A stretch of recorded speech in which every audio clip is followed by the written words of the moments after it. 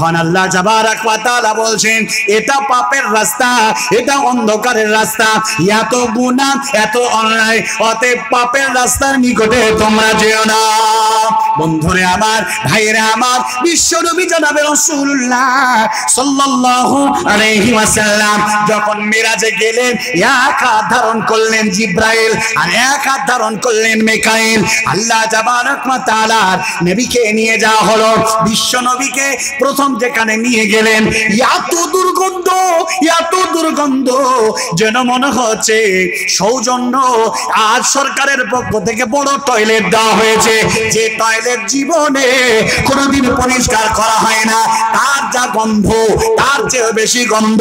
আবার রাসূল বলেছেন এই দুর্গন্ধে জাহান্নামীরা জাহান্নামে থাকতে পারে না, এত গন্ধ, এত গন্ধ, ছি ছি ছি ছি। আল্লাহর নবী বললেন ও জিবরাইল, ও মালাকাইন, হে জিবরাইল মিকাইল, আপনারা বলুন মান হাউলাই। বিশ্বনবী বলছেন এরা কারা যাদের লজ্জা স্থানগুলো দুর্গন্ধে ফুলে ফেপে 50 হাতের অধিক উঁচু হয়ে গেছে, এরা কারা? জিবরিল আমিন বলছেন ইয়া রাসূল, এরা হলো পৃথিবীর বুকে ব্যভিচার আর ব্যভিচারিণী দুজন ব্যক্তি। এরপরে রাসূলকে নিয়ে যাওয়া হলো একটা চুল্লির কাছে। এত গভীর চুল্লি যে চুল্লিতে তন্দুরি রুটি বানানো হয়, এমন চুল্লির উদাহরণ দিচ্ছি। দেখতে ঠিক এমন, কিন্তু তার চেয়েও খাতারনাক, 70,000 হাজার গুণ কঠিন। যে চুলিতে তন্দুরি রুটি দিয়ে দিলে সিদ্ধ হয়ে যায় নিমিষের মধ্যে, এই চুল্লির মধ্যে নারী পুরুষ উলঙ্গ হয়ে তারা পুড়তে আছে। সময়ে আগুনের ঢেউ উপরে উঠে যাচ্ছে, ফুলকির ন্যায় উপরে আবার নিচে নেমে যাচ্ছে, আবার উঠে যাচ্ছে, আবার নেমে যাচ্ছে। আল্লাহর নবী বললেন এরা কারা? এরা কারা? বিশ্ব নবীকে বলা হলো ইয়া রাসূলুল্লাহ, এরা হলো তারাই যারা আল্লাহর জমিনে জিনা করত। এরা জিনাকারী পুরুষ এবং নারী, যারা আল্লাহর সীমা লঙ্ঘন করনেওয়ালা, সীমা লঙ্ঘন করনেওয়ালি। পৃথিবীর বুকে সব গুনাহ মাফ হয়, 3 শ্রেণীর জীবনের লোকেদের বেঁচে থাকার কোনো অধিকার নাই, ওদেরকে মেরে ফেলতে হবে। এখনো আল্লাহ তাবারক ওয়া তাআলা যেটাকে হালাল করেছে, কেউ যদি ফতোয়া দেয় ওটা হারাম, তাহলে ইসলাম বলছে ওকে মেরে ফেলো, কিন্তু লোকটার বাঁচার অধিকার আছে। বলে কেন? আমি বলেছিলাম ভুল, আমার কথাটা বড্ড করে নিলাম, ফাঁসির মঞ্চে লটকে দেওয়া হয়েছে, এখনই হুকুম হবে, রসাটার তলার তক্তা টেনে নেওয়া হবে, লোকটা ফাঁসিতে পড়ে যাবে। কিন্তু ওই মুহূর্তে বলছে জীবনে কথাটা বলেছিলাম ভুল, আমাকে তোমরা ক্ষমা করে দাও, আল্লাহর কাছে ক্ষমা চাও, লোকটাকে মাফ করে দিতে হবে। 2 শ্রেণীর আর কে? কোন ছেলেকে রাস্তায় কোনো ব্যক্তি হত্যা করেছে, কোন ব্যক্তি কোন ব্যক্তিকে হত্যা করেছে, ইসলাম বলছে আল কাসাস মা আল কাসাস, হত্যার বদলে তাকে হত্যা করতে হবে। জনসমুদ্রের মাঝে তাকে নিয়ে এসে কতল করা হবে, হত্যা করা হবে, ফাঁসি দেওয়া হবে। প্রস্তুত হয়ে গেছে সবাই। এই মতো অবস্থায়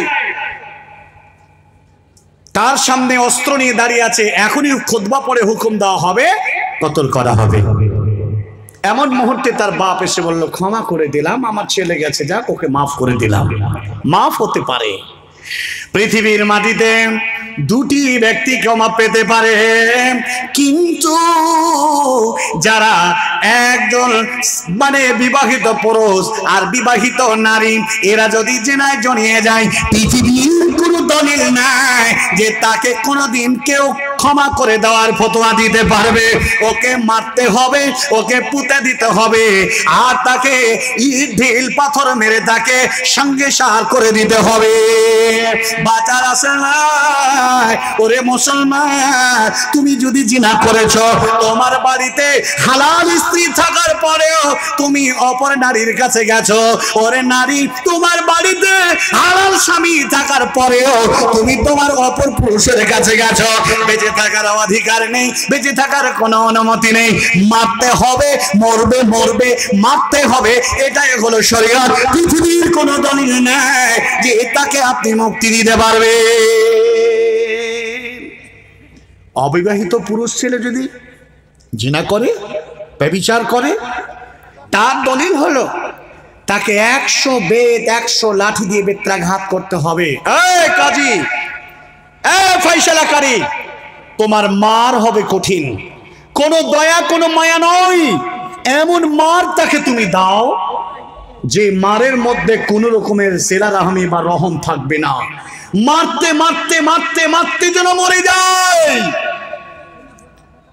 তারপরেও যদি বেঁচে থাকে, রাসূল বলছেন তাকে 1 বছরের জন্য বাস গ্রাম থেকে তাকে, দেশ থেকে তাকে আলাদা করে দিতে হবে, তাড়িয়ে দিতে হবে। আজকালকার কাজী সাহেবরা কি করছেন? 10টা লাঠি এক জায়গায় করে 10 বাড়ি দিবে, 10 10 100, ধপাস ধপাস করে দিল, বাস কিছুই হলো না। হে কাজী, রাসূল বলে দিয়েছেন কাজী কে, ফয়সালা কে। মনে পড়লো হাদিসটা, আল্লাহ রাসূল বললেন মানজু ইলা কাদিয়ান ফাকাত যুবিহা বিগাইরি সিকিনিন। আল্লাহর নবী বললেন যারা বিচারকে পরিণত হলে, ওগো তোমরা জেনে নাও, তোমরা যেন বিনা ছুরিতে আল্লাহর কাছে জবাই হয়ে গেলে। তোমার কোন রকম কোন কর টানা যাবে না, কোন রকম কোন ইস্যু টানা যাবে না। তোমাকে যা বিধান আছে তার উপরে দাঁড়িয়ে থাকতে হবে। ইয়ামুন ইমামুন আদিল, একদিনের যদি ইনসাফ মোতাবেক যদি কাজী তুমি বিচার করতে পারো, ইয়ামান ইবাদাতিন 60 সানাতান, তাহলে 60 বছর ইবাদত করলে যত নেকি পাওয়া যায়, একদিন ন্যায্য বিচার করলে 60 বছর ইবাদতের নেকি একদিনই হাসিল করা যায়। জোরে বলবেন না সুবহানাল্লাহ।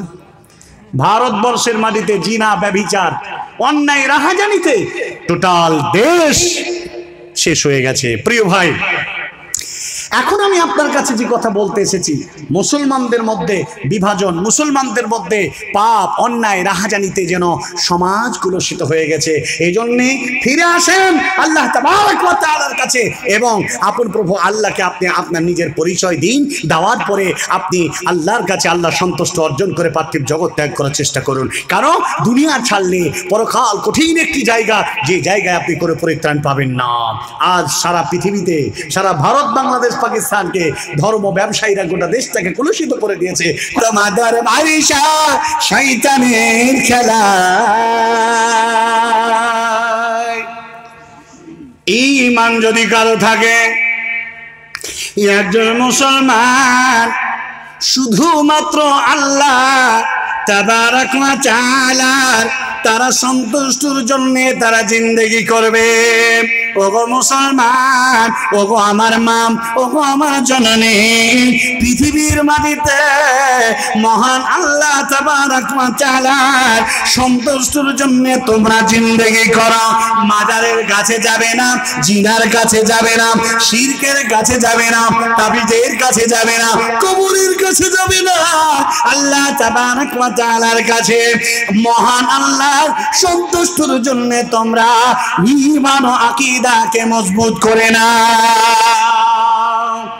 হে রব্বুল আলামিন, তুমি আমাদের সকল মতবাদকে পরিত্যাগ করে দিয়ে রসুল, সাহাবী, তাবেঈ, তাবেঈদের পথকে অনুসরণ করার তুমি তৌফিক দান করো। সকলে বলেন আমিন, সকলে বলেন আমিন। আমি অনেক আলোচনা রাখলাম, বলার মাধ্যমে ভুল ত্রুটি হলে ক্ষমা করবেন। আকুলু কওলি হাদা আস্তাগফিরুল্লাহ ওয়া আলাইকুম সাইল মুসলিমিন। ভাই আলহামদুলিল্লাহ, ভাই আমার 100 টাকা দিয়ে গেলেন, আর যদি কেউ দেবেন তাহলে দোয়া হবে। আল্লাহুম্মা সাল্লি আলাইহি, আল্লাহুম্মা বারিক আলাইহি, রব্বানা তাকাব্বাল মিন্না ইন্নাকা আনতাস সামিউদ দোয়া অথবা আলাইনা ইন্নাকা আনতাত